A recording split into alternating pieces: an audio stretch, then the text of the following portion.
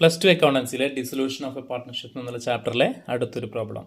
Okay, problem എങ്ങനെയാണ്? The firm consisting of 3 partners X, Y and Z sharing profit and losses in the ratio of 3:2:1 decided to dissolve the firm on 31st March 2010. The balance sheet as on that date stood as follows. Okay, അപ്പോൾ എക്സും വൈയും സെഡും പാർട്ട്നേഴ്സാണ്. അവർ profit and ലോസും share ചെയ്യുന്ന ratio എന്ന് പറയുന്നത് 3:2:1 ആണ്. Okay, ഇനി അവർ firm dissolve ചെയ്യാണ്. അപ്പോൾ അവരുടെ ബാലൻസ് ഷീറ്റ് കൊടുത്തിട്ടുണ്ട്. നമുക്ക് just liability side asset side നോക്കാം. ലയബിലിറ്റി സൈഡിൽ ബാങ്ക് ഓവർ ഡ്രാഫ്റ്റ് ഒരു 8,400 ഉണ്ട്, ക്രെഡിറ്റേഴ്സ് 24,000 ഉണ്ട്, പ്രൊവിഡൻറ്റ് ഫണ്ട് 5,250 ഉണ്ട്, എക്സ് ലോണ് 6,000 ഉണ്ട്, മിസ്സിസ് സെഡ്സ് ലോണ് 4,000 ഉണ്ട്, ക്യാപിറ്റൽ ബാലൻസ് എക്സിൻ്റെ 10,000, വൈയുടെ 8,000, സെഡിൻ്റെ 5,000. അതുപോലെ അസറ്റ് സൈഡിൽ ക്യാഷ് അറ്റ് ബാങ്ക് 8,400 ഉണ്ട്, ഡെപ്റ്റേഴ്സ് 22,000 ഉണ്ട്, അതിൽ പ്രൊവിഷൻ 750 കുറച്ചിട്ട് ബാക്കി 21,250, stock 19,000, investment 10,000, then patent 7,000, good വില്ല് 5,000. Okay, balance sheet total 70,650.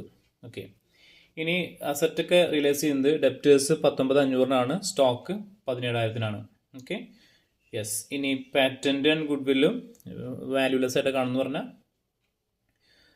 അതിൻ്റെ വാല്യൂ കൊടുത്തിട്ടുണ്ടായിരുന്നു. ഗുഡ് വില്ലിൻ്റെ 5,000, പാറ്റൻറ്റിൻ്റെ 7,000 ആണ്. അതിപ്പോൾ വാല്യൂലെസ് ആണ്. Okay, the bank overdraft is cleared and creditors were settled for ₹21,000. Bank ഓവർ ഡ്രാഫ്റ്റും അതുപോലെ ക്രെഡിറ്റേഴ്സും ബാങ്ക് ഓവർ ഡ്രാഫ്റ്റ് ക്ലിയർ ചെയ്തത്. അതിൻ്റെ ക്രെഡിറ്റേഴ്സ് എന്താണ്? ഇപ്പോൾ 24,000 രൂപയ്ക്കാണ് സെറ്റിൽ ചെയ്യുന്നത്.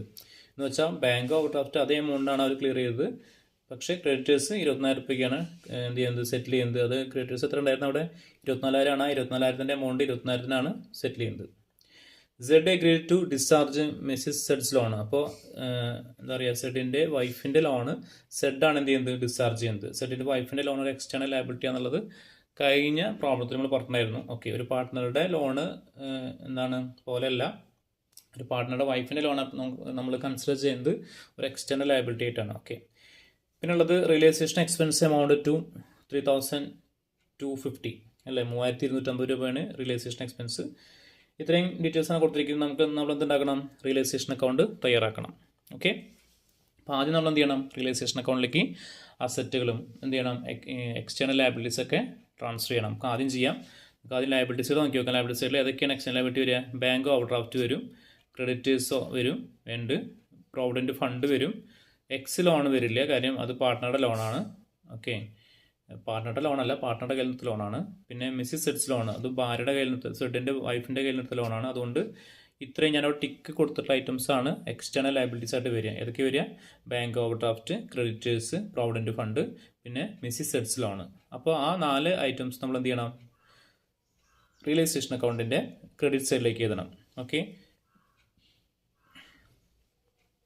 ഇപ്പോൾ ബാങ്ക് ഓവർ ഡ്രാഫ്റ്റ് 4,800 എഴുതി, പിന്നെ ക്രെഡിറ്റേഴ്സ് 24,000 എഴുതി, പ്രൊവിഡൻറ്റ് ഫണ്ട് 5,250 എഴുതി, പിന്നെ മിസ്സിസ് സെഡ്സ് ലോണ് 4,000 എഴുതി. അത്ര എഴുതി. ഓക്കെ, ശരി, അത് കഴിഞ്ഞു. ഇനി അസറ്റ് നോക്കാം. അസറ്റിൽ എന്താണ്? ക്യാഷ് അറ്റ് ബാങ്ക് എഴുതേണ്ട ആവശ്യമില്ല. ഇവിടെ ക്യാഷ് അറ്റ് ബാങ്ക് ഉണ്ട്, അത് എഴുതണ്ട. ഡെപ്റ്റേഴ്സിൻ്റെ 22,000, ആ ഡെപ്റ്റേഴ്സ് നമുക്ക് എഴുതാം അല്ലേ, 22,000 എഴുതാം. ഡെപ്റ്റേഴ്സ് 22,000 എഴുതി. ആ ഡെപ്റ്റേഴ്സിന് മുകളിൽ പ്രൊവിഷൻ എന്ത് ചെയ്യണം? നമ്മൾ ഇവിടെ എഴുതേണ്ടത്. എവിടെ എഴുതേണ്ടത്? റിയലൈസേഷൻ്റെ ക്രെഡിറ്റിലാണ് എഴുതേണ്ടത്. അപ്പോൾ പ്രൊവിഷൻ 750 ഇവിടെ എഴുതി. Okay, yes. ഇനി ഇൻവെസ്റ്റ്മെൻറ്റ് 10,000 എവിടെ എഴുതണം? എന്താ, ഡെബിറ്റിൽ എഴുതി. അതുപോലെ പാറ്റൻറ്റ് 7,000 എഴുതി, പിന്നെ ഗുഡ് വില്ല് 5,000 എഴുതി. അപ്പോൾ സാധാരണ നമ്മൾ ചെയ്യണ പോലെ ആദ്യത്തെ സ്റ്റെപ്പ് കുറച്ച് ഈസിയാണ്. അസറ്റും ലയബിലിറ്റിക്ക് എന്ത് ചെയ്യുക? റിയലൈസേഷൻ അക്കൗണ്ടിലേക്ക് ട്രാൻസ്ഫർ ചെയ്യുക. ആ പണി നമ്മുടെ കഴിഞ്ഞു. ഓക്കെ, സ്റ്റോക്ക് ഉണ്ട്, സ്റ്റോക്ക് ചെയ്താൽ വിട്ടുപോയതാണ്. ഇവിടെ ടിക്ക് വന്നില്ല, അപ്പോൾ നോക്കി കേട്ടോ. സ്റ്റോക്ക് 19,000 അത് എഴുതി, സ്റ്റോക്ക്. ഓക്കെ, അപ്പോൾ എല്ലാ അസറ്റും ലയബിലിറ്റിയും നമ്മൾ എന്ത് ചെയ്തു? ഇതിലേക്ക് ട്രാൻസ്ഫർ ചെയ്ത്. ഇത് ഒഴികെ എക്സ് ലോൺ ഒഴികെ, അതൊരു പാർട്ട്ണറുടെ അതിനകത്ത് ലോണാണ്, അത് എക്സ്റ്റേണൽ ലയബിലിറ്റി അല്ല, അതുകൊണ്ട് എഴുതിയില്ല. ഓക്കെ, ഇനി നമ്മൾ എന്ത് ചെയ്യണം? അസറ്റ് എല്ലാം ഏത് എമൗണ്ടിനാണ് റിയലൈസ് ചെയ്യുന്നത് നമ്മൾ മനസ്സിലാക്കണം. അവിടെ കൊടുത്തിട്ടുണ്ട് ഡെപ്റ്റേഴ്സ് 19,500 സ്റ്റോക്ക് 17,000, പിന്നെ പാറ്റൻറ്റും ഗുഡ് വില്ലും കൊടുത്തിട്ടുണ്ട്. നോക്കാം നമുക്ക്. ഡെപ്റ്റേഴ്സ് 19,500 അല്ലേ, ഡെപ്റ്റേഴ്സിൻ്റെ എമൗണ്ട് ഇവിടെ എത്രയാണ്? അത് നോക്കണ്ട, ഡെപ്റ്റേഴ്സ് 19,500 അല്ലേ. അപ്പോൾ അസറ്റ് ഡെപ്റ്റേഴ്സ് നമുക്ക് ഇവിടെ റിയലൈസേഷൻ അക്കൗണ്ടിൽ കൂടെ എഴുതിയിട്ടുണ്ട്. റിയലൈസ് ചെയ്യുമ്പോൾ ആ വേല എവിടെ എഴുതണം? ബാങ്ക് എന്ന് പറഞ്ഞിട്ട് ഡെപ്റ്റേഴ്സ് ഇവിടെ 19,500 എഴുതി, ബാങ്ക്. അടുത്തത് എന്താണ്? സ്റ്റോക്ക് 17,000 ആണ്. സ്റ്റോക്ക് ബാങ്ക് എന്ന് പറഞ്ഞിട്ട് എഴുതുക, സ്റ്റോക്ക് 17,000 അത് എഴുതി. അപ്പോൾ ഇത് രണ്ടും എടുത്തു. അപ്പോൾ ഏതൊക്കെ നമ്മൾ റിലീസ് ചെയ്തു? ഡെപ്റ്റർ റിലീസ് ചെയ്തു, സ്റ്റോക്കും കഴിഞ്ഞു. ഓക്കെ, ഇനി patent and goodwill found valueless. Patent, goodwill. ഇപ്പോൾ പാറ്റൻറ്റും ഗുഡ് വില്ലും വാല്യൂസ് ആയതുകൊണ്ട് നമ്മൾ എന്ത് ചെയ്യേണ്ട? ഇപ്പോൾ വാല്യൂ 0 ആണ്. അപ്പോൾ നമ്മൾ എന്ത് ചെയ്യേണ്ട? ഇവിടെ റിലീസ് ചെയ്യേണ്ട ആവശ്യമില്ല. ഓക്കെ, പിന്നെ ബാക്കി എന്തുണ്ട്? ഇപ്പോൾ പാറ്റൻറ്റും ഗുഡ് വില്ലിൻ്റെ കാര്യം പറഞ്ഞു. എന്താണ്? ഇൻവെസ്റ്റ്മെൻറ്റ് പറഞ്ഞ അസറ്റ് ഉണ്ട് അല്ലേ? അത് നമ്മളിവിടെ നമ്മുടെ അഡീഷണൽ ഇൻഫർമേഷൻ കൊടുത്തിട്ടില്ല. പക്ഷേ നമ്മൾ എന്ത് അസ്യൂം ചെയ്യണം? അവിടെ കൊടുത്തിട്ടില്ലെങ്കിൽ ഇൻഫർമേഷൻ നമുക്ക് ക്വസ്റ്റ്യനിൽ കൊടുത്തില്ലെങ്കിൽ നമ്മൾ എന്ത് അസ്യൂം ചെയ്യണം? അങ്ങനത്തെ ഒരു അസറ്റ് ഉണ്ടെങ്കിൽ എന്ത് ചെയ്യണം? അതിൻ്റെ ഫുൾ എമൗണ്ട് നമ്മൾ എന്ത് ചെയ്യണം? അവിടെ റിലീസ് ചെയ്യണം. അപ്പോൾ എന്ത് ചെയ്യാം? ഇൻവെസ്റ്റ്മെൻറ്റ് എമൗണ്ട് 10,000 ആണ്. അതെന്ത് ചെയ്യാം? ബാങ്ക് പറഞ്ഞിട്ട് ഫുൾ എമൗണ്ട് നമുക്ക് റിലീസ് ചെയ്യാം. അപ്പോൾ എല്ലാ അസറ്റും നമ്മൾ എന്ത് ചെയ്തു? നമുക്ക് ട്രാൻസ്ഫർ ചെയ്തിട്ടുള്ള എല്ലാ അസറ്റും നമ്മൾ എന്ത് ചെയ്തു? റിലൈസ് ചെയ്ത് കഴിഞ്ഞു. ഇനി ലയബിലിറ്റീസിൻ്റെ കേസ് നോക്കി നോക്കാം. ഫസ്റ്റ് ഏതാ? Bank over draft, creditors, provident fund ഉണ്ട്, മെസ്സി സെറ്റ്സ് ലോൺ ഉണ്ട് അല്ലേ? ഓരോന്നായിട്ട് നമുക്ക് നോക്കാം ഐറ്റംസ്. ഫസ്റ്റ് എന്താണ്? The bank overdraft is cleared. Bank over draft അതേ എമൗണ്ടിനാണ് എന്താണ് ക്ലിയർ ചെയ്തിരിക്കുന്നത്. ഓക്കെ, അവിടെ എമൗണ്ട് കൊടുത്തിട്ടില്ല. അതുകൊണ്ട് എന്താ പറയുക? ഫുൾ എമൗണ്ട് ക്ലിയർ ചെയ്തിട്ടുണ്ടായിരിക്കും. ബാങ്ക് ഓവർ ഡ്രാഫ്റ്റിൻ്റെ എമൗണ്ട് 8,400 ആണ്. അത് അതേ എമൗണ്ട് ബാങ്ക് കൊണ്ട് എന്ത് ചെയ്യുക? ബ്രാക്കറ്റിൽ ബാങ്ക് ഓവർ ഡ്രാഫ്റ്റിന് കാണിക്കുക 8,400 കൊടുത്തു. ഇനി അടുത്തെന്താ? Creditors were settled for 21,000. Creditors ഇവിടെ ഉള്ളത് 24,000 ആണ്. അത് എത്ര രൂപയ്ക്ക് സെറ്റിൽ ചെയ്യുന്നത്? 21,000 അപ്പം എന്ത് ചെയ്യുക? ബാങ്ക് പറഞ്ഞിട്ട് ക്രെഡിറ്റേഴ്സ് 20,000. ഓക്കെ, അപ്പോൾ അത് കൊടുത്ത് നമ്മൾ ബാങ്ക് ഓവർ ഡ്രാഫ്റ്റ് കൊടുത്തു, ക്രെഡിറ്റേഴ്സും കൊടുത്തു. ഇനി എന്താ? ഇനി Z agreed to discharge Mrs സെഡ്സ് ലോണ്. സെഡിൻ്റെ വൈഫിൻ്റെ ലോണ് എന്താ പറയുക? വൈഫിൻ്റെ കല്യാണത്തെ ലോണ് എന്താണ്? സെഡാണ് ഡിസ്ചാർജ് ചെയ്യുന്നത്. അപ്പോൾ എന്ത് ചെയ്യുക? സെഡ്സ് ക്യാപിറ്റൽ അക്കൗണ്ട്, സെഡാണല്ലോ അത് കൊടുക്കുന്നത്. അപ്പോൾ സെഡ്സ് ക്യാപിറ്റൽ അക്കൗണ്ട് പറഞ്ഞിട്ട് എന്ത് ചെയ്യുക? ആ എമൗണ്ട് എത്രയാണ്? 4,000 രൂപയാണ്. അതും കൊടുക്കുക. Okay, yes. ഇനി വേറെ എന്താ? പിന്നെ റിലേസേഷൻ എക്സ്പെൻസ് അത് കൊടുക്കട്ടെ. അതിന് മുമ്പ് ഇനി വേറെ ലയബിലിറ്റി ഉണ്ടോ? ബാങ്ക് ഓവർ ഡ്രാഫ്റ്റ് നമ്മൾ കൊടുത്തു, ക്രെഡിറ്റേഴ്സ് കൊടുത്തു, പ്രോവിഡൻറ്റ് ഫണ്ട് ഉണ്ടല്ലോ ഇല്ലേ? പ്രോവിഡൻറ്റ് ഫണ്ടും ഉണ്ട്. അത് മാത്രമേ ഉള്ളൂ അല്ലേ? അതെ. അപ്പോൾ പ്രോവിഡൻറ്റ് ഫണ്ട് എന്ത് ചെയ്യണം? അതും ഈ പറഞ്ഞ പോലെ ഇവിടെ അതിനെക്കുറിച്ച് ഇൻഫർമേഷൻ കൊടുത്തിട്ടില്ല. അപ്പോൾ നമ്മൾ എന്ത് അസ്യൂം ചെയ്യണം? അത് ഫുൾ എമൗണ്ടിൽ കൊടുത്തിട്ടുണ്ടാവും, പേ ഓഫ് ചെയ്തിട്ടുണ്ടാവും. നമ്മൾ അസ്യൂം ചെയ്തിട്ട് ചെയ്യണം. ഓക്കെ, അപ്പോൾ പ്രോവിഡൻറ്റ് ഫണ്ട് 5,250 ആണ്. എന്ത് ചെയ്യുക? ബാങ്ക് പറഞ്ഞിട്ട് അതേ എമൗണ്ടിൽ കൊടുക്കുക, 5,250. ഓക്കെ, അത് കഴിഞ്ഞു. ഇനിയുള്ളത് റിലേസേഷൻ എക്സ്പെൻസ് ഉണ്ട് 3,250. അതെന്ത് ചെയ്യണം? ബാങ്ക് പറഞ്ഞിട്ട് എക്സ്പെൻസ് കാണിക്കും 3,250. അത് ആരും കൊടുക്കുന്നില്ല, അതുകൊണ്ട് ബാങ്ക് എന്ന് പറഞ്ഞിട്ട് കാണിച്ചാൽ മതി. ഓക്കെ, അത്രയും കഴിഞ്ഞു. 4,000 എടുത്തല്ലേ? അപ്പോൾ എല്ലാ ഐറ്റംസും നമ്മൾ എന്താണ് എടുത്തു കഴിഞ്ഞു. റിയലൈസേഷൻ അക്കൗണ്ട് കംപ്ലീറ്റ് ആയി. ഇനി എന്ത് ചെയ്യണം? ഒരു അക്കൗണ്ട് ബാലൻസ് ചെയ്യണമല്ലോ, രണ്ട് ബാലൻസ് ചെയ്യുക. അത് നമുക്ക് ഡെബിറ്റ് സൈഡ് ടോട്ടൽ ചെയ്യാം. ഡെബിറ്റ് സൈഡ് ടോട്ടൽ ചെയ്യുമ്പോൾ 1,04,900 വരിക. ഇവിടെയും 1,04,900 വരും. ബാലൻസ് ഇവിടെ എന്ത് വരും? ഇവിടെ ബാലൻസ് വരും 16,000 രൂപയുടെ ബാലൻസ് വരിക. അതെന്താണ്? റിയലൈസേഷൻ ലോസ് ആണ്. റിയലൈസേഷൻ ലോസ് ആണ്. ഓക്കെ, അപ്പോൾ ആ ലോസ് എന്ത് ചെയ്യണം? 3:1 റേഷ്യോ എത്രയാണ്? 3:2:1 എന്ത് ചെയ്യണം? ഈ 16,000 എന്ത് ചെയ്യുക? ഷെയർ ചെയ്ത് കൊടുക്കുക. അതെങ്ങനെ ഷെയർ ചെയ്യാൻ അറിയാലോ അല്ലേ? അയാൾക്ക് എത്ര വരിക? 16,000. ഈ സെറ്റിന് വരിക 16,000 ഇൻറ്റു 3/6. അങ്ങനെ 8,000 വരിക. വൈക്കാണെങ്കിൽ 16,000 ഇൻറ്റു 2/6. പിന്നെയോ 16,000 ഇൻറ്റു 1/6. അപ്പോൾ എത്ര വരിക? 8,000. 5,333. 2,667 അങ്ങനെ വരും 3 പേർക്കും. അപ്പോൾ അങ്ങനെ റിയലൈസേഷൻ അക്കൗണ്ട് കഴിഞ്ഞു. ഓക്കെ, ഇവിടെ എന്ത് ചെയ്യണം? ക്യാപിറ്റൽ അക്കൗണ്ട് ഉണ്ടാക്കണം. ക്യാപിറ്റൽ അക്കൗണ്ട് ഇവിടെ കാണാം. യെസ്, ക്യാപിറ്റൽ അക്കൗണ്ട് നോക്കൂ.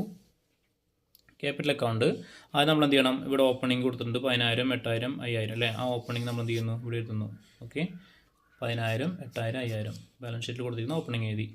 ഇനി ഇവിടെ റിയലൈസേഷൻ അക്കൗണ്ടിൽ എവിടെയൊക്കെ ക്യാപിറ്റൽ കാണുന്നുണ്ടോ അത് നേരെ ഇതിലേക്ക് എഴുതിയാൽ മതി. അപ്പോൾ റിയലൈസേഷൻ അക്കൗണ്ട് ഡെബിറ്റിൽ എവിടെയെങ്കിലും ക്യാപിറ്റൽ കാണുന്നുണ്ടോ? ഇവിടെ എവിടെയെങ്കിലും കാണുന്നുണ്ടോ? കാണുന്നുണ്ട്. എന്ത് കാണുന്നുണ്ട്? വേണ്ട, സെഡ്സ് ക്യാപിറ്റൽ എന്ന് കാണുന്നുണ്ട്. എന്ന് പറഞ്ഞാൽ റിയലൈസേഷൻ അക്കൗണ്ടിൻ്റെ ഡെബിറ്റിൽ സെഡ്സ് ക്യാപിറ്റൽ ഉണ്ട്. അപ്പോൾ സെഡ്സ് ക്യാപിറ്റലിൻ്റെ ക്രെഡിറ്റ് സൈഡിൽ എന്ത് ചെയ്യണം? റിയലൈസേഷൻ പറഞ്ഞിട്ട് എഴുതണം. കണ്ടോ? എന്താ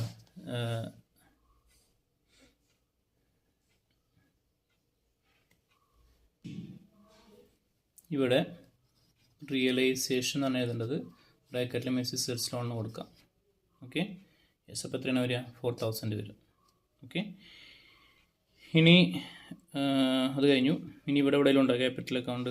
റിയലൈസേഷൻ്റെ കാണുന്നില്ല. ലോസ് ഉണ്ട് അല്ലേ? ഈ ലോസ് ട്രാൻസ്ഫർ ചെയ്യണം. 8,000, 5,333. ഓക്കെ, അപ്പോൾ ഇവിടെ വരും ക്യാപിറ്റൽ അക്കൗണ്ട് റിയലൈസേഷൻ ലോസ് ഇവിടെ വരും 8,000. ലോസ് ആയതുകൊണ്ട് ഇവിടെ വരിക 8,000. 5,333. 2,667. ഓക്കെ, അതും കഴിഞ്ഞു. ഇവിടെ വേറെ ഐറ്റംസ് കാരണം ഇവിടെ നമുക്ക് ഷെയർ ചെയ്ത് കൊടുക്കാനുള്ള ജനറൽ റിസർവോ അല്ലെങ്കിൽ പ്രോഫിറ്റ് ആൻഡ് അക്കൗണ്ട് ഡെബിറ്റ് ബാലൻസോ അല്ലെങ്കിൽ ക്രെഡിറ്റ് ബാലൻസ് ഒന്നും കാണുന്നില്ല. അപ്പോൾ അതുകൊണ്ട് അങ്ങനെയൊന്നും ഷെയർ ചെയ്ത് കൊടുക്കാറില്ല. നമ്മൾ എന്ത് ചെയ്യുന്നു, ഇത് നേരെ ബാലൻസ് ചെയ്യുന്നു. ബാലൻസ് ചെയ്യുമ്പോൾ രണ്ട് സൈഡിലും ഇവിടെ എയുടെ ക്രെഡിറ്റിൽ 10,000 വരും, ഇവിടെ 10,000 വരും. അപ്പോൾ ബാലൻസ് ഇവിടെ 8,000 ഓൾറെഡി ഉണ്ട്. അപ്പോൾ ബാലൻസ് എത്ര വരിക, 2,000 വരും. ബിക്ക് ബാലൻസ് 2,667 വരും. സിക്ക് ബാലൻസ് 6,333 വരും. അപ്പോൾ ഇതാണ് അവരുടെ ബാലൻസ് വരിക. അത് ബാലൻസ് ആക്കി നിർത്തല വേണ്ടത്. ഇമ്മീഡിയറ്റ് ആയിട്ട് ബാങ്ക് ക്യാഷ് ആയിട്ട് എന്ത് ചെയ്യുക, പേ ചെയ്യുന്നു. ഓക്കെ, അപ്പോൾ ബാങ്ക് എന്ന് പറഞ്ഞാൽ എഴുതുക 2,667 ആൻഡ് 6,333. അപ്പോൾ നമ്മുടെ ക്യാപിറ്റൽ അക്കൗണ്ടും കഴിഞ്ഞു. ഇനി ഉണ്ടാക്കേണ്ടത് ബാങ്ക് അക്കൗണ്ടാണ്.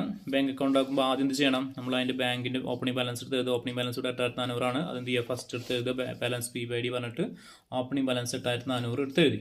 ഓക്കെ, ഇനി എന്താ ഞാൻ പറഞ്ഞിരിക്കുന്നത്, റിയലൈസേഷൻ അക്കൗണ്ടും ക്യാപിറ്റൽ അക്കൗണ്ടും നോക്കുക. റിയലൈസേഷൻ അക്കൗണ്ടിൽ ഡെബിറ്റിൽ എവിടെയൊക്കെ ബാങ്ക് കാണുന്നുണ്ടോ അതൊക്കെ ബാങ്ക് അക്കൗണ്ടിൻ്റെ ക്രെഡിറ്റിലേക്ക് റിയലൈസേഷൻ പറഞ്ഞിട്ട് എഴുതുക. അതുപോലെ തന്നെ റിയലൈസേഷൻ അക്കൗണ്ട് ക്രെഡിറ്റിൽ എവിടെയൊക്കെ ബാങ്ക് കാണുന്നുണ്ടോ അതൊക്കെ നേരെ എന്ത് ചെയ്യുക, ഡെബിറ്റിലേക്ക് റിയലൈസേഷൻ പറഞ്ഞിട്ട് ബാങ്ക് അക്കൗണ്ടിൽ എഴുതുക. ഓക്കെ, അതുപോലെ തന്നെ ക്യാപിറ്റൽ അക്കൗണ്ടും നമുക്ക് നോക്കാം. ഇവിടെ റിയലൈസേഷൻ അക്കൗണ്ടിൽ ഇവിടെ എവിടെയെങ്കിലും ബാങ്ക് കാണുന്നുണ്ടോ, എന്താ ബാങ്ക് കാണുന്നുണ്ട്, കണ്ടോ, ബാങ്ക് 8,400. അപ്പോൾ നമ്മൾ എന്ത് ചെയ്യണം, അതായത് റിയലൈസേഷൻ അക്കൗണ്ടിൻ്റെ ഡെബിറ്റിൽ ബാങ്ക് എന്ന് പറഞ്ഞിട്ട് 8,400 ഉണ്ട്. അപ്പോൾ നമ്മൾ എന്ത് ചെയ്യണം, ബാങ്ക് അക്കൗണ്ടിൻ്റെ ക്രെഡിറ്റിൽ 8,400 എഴുതണം. ഓക്കെ,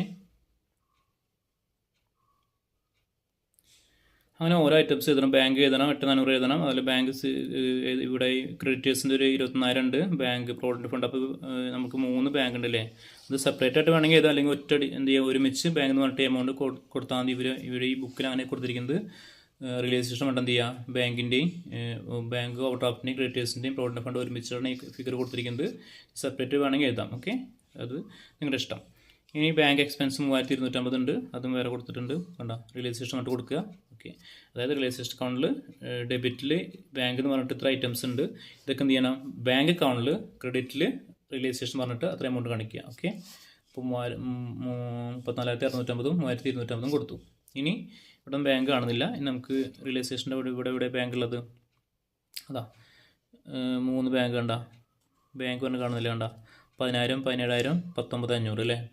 ഓക്കെ, അപ്പോൾ അത് ഒറ്റയടിക്ക് എന്ത് ചെയ്യാം, ബാങ്ക് അക്കൗണ്ടിൽ എന്ത് ചെയ്യണം, റിയലൈസേഷൻ അക്കൗണ്ടിൻ്റെ ക്രെഡിറ്റിലാണ് ബാങ്ക് കൊണ്ട് കാണുന്നത്. അപ്പോൾ ബാങ്ക് അക്കൗണ്ടിൻ്റെ ഡെബിറ്റിൽ റിയലൈസേഷൻ പറഞ്ഞിട്ട് ഈ 3 എമൗണ്ടും കൂട്ടിയിട്ട് എഴുതാം, അല്ലെങ്കിൽ സെപ്പറേറ്റ് എഴുതാം. ഓക്കെ, ഇവരിവിടെ കൂട്ടിയിട്ടാണ് കൊടുത്തിരിക്കുന്നത് 46,500. ഓക്കെ, അതായത് ഏതിൻ്റെയൊക്കെ ഇത്, ഈ ബാങ്കിൻ്റെ 19,500ൻ്റെയും ഈ 17,000ൻ്റെയും 10,000ൻ്റെയും ടോട്ടലാണ് ഇത്. സെപ്പറേറ്റ് എഴുതാം, അല്ലെങ്കിൽ എന്ത് ചെയ്യാം, റിയലൈസേഷൻ പറഞ്ഞിട്ട് ഒരുമിച്ച് എഴുതാം. ഓക്കെ, ശരി, അപ്പോൾ അത് കഴിഞ്ഞു. ഇനി റിയലൈസേഷൻ അക്കൗണ്ടിൽ ബാങ്ക് ഒന്നും കാണുന്നില്ല. പിന്നെ ഉള്ളത് ക്യാപിറ്റൽ അക്കൗണ്ടിൽ ഇവിടെ ബാങ്ക് കാണുന്നുണ്ട്, കണ്ടോ 2,000 ഡെബിറ്റിൽ കാണുന്നില്ലേ. അപ്പോൾ ക്യാപിറ്റൽ അക്കൗണ്ട് ഡെബിറ്റിൽ ബാങ്ക് വേണ്ടിട്ടുണ്ട്. അപ്പം നമ്മൾ ബാങ്ക് അക്കൗണ്ടിൻ്റെ ക്രെഡിറ്റിൽ കാണിക്കണം അവിടെ എക്സ് ക്യാപിറ്റൽ 2,000 2,667 6,633 ഈ എമൗണ്ടാണ് കാണിച്ചിരിക്കുന്നത്. ഓക്കെ, പിന്നെ അത് കൂടാണ്ട് ഇവിടെ പാർട്ട്ണറുടെ കയ്യിൽ ലോൺ എക്സ് ലോൺ ഉണ്ടോ, അത് നമ്മൾ എന്ത് ചെയ്യണമെന്ന് പറഞ്ഞിരിക്കുന്നത്, അത് നമ്മൾ ബാങ്ക് അക്കൗണ്ട് വഴിയാണ് പേ ഓഫ് ചെയ്യുക, കൊടുത്തു തീർക്കുക. അപ്പോൾ നമ്മൾ എന്ത് ചെയ്യണം, അതവിടെ കാണിക്കണം. എക്സ് ലോൺ പറഞ്ഞിട്ട് എന്ത് ചെയ്യണം, 6,000 കാണിക്കുക. ഓക്കെ, അപ്പോൾ അത്രയും കഴിഞ്ഞ് കഴിഞ്ഞാൽ നമ്മുടെ ബാങ്ക് അക്കൗണ്ടിൻ്റെ 2 സൈഡ് ഓട്ടോമാറ്റിക്കായിട്ട് എന്ത് ചെയ്യും, ഈക്വലായിട്ട് വരും. ഡെബിറ്റ് ക്രെഡിറ്റും ഈക്വലായിരിക്കും. അങ്ങനെ ഈ പ്രോബ്ലത്തിൽ നമ്മളെന്താണ്, റിയലൈസേഷൻ അക്കൗണ്ടും ക്യാപിറ്റൽ അക്കൗണ്ടും ബാങ്ക് അക്കൗണ്ടും തയ്യാറാക്കി. ഓക്കെ, അപ്പോൾ ഇതാണ് പ്രോബ്ലം. നമ്മൾ മുന്നേ ചെയ്ത കണക്കിൽ നിന്ന് വ്യത്യസ്തമായിട്ട് ഇതിലുള്ളത് എന്താണ്, വ്യത്യസ്തമായിട്ട് ഉള്ളത് ഐറ്റംസ് ഒന്നും ഡിഫറെൻ്റ് ആയിട്ടും കാണില്ല.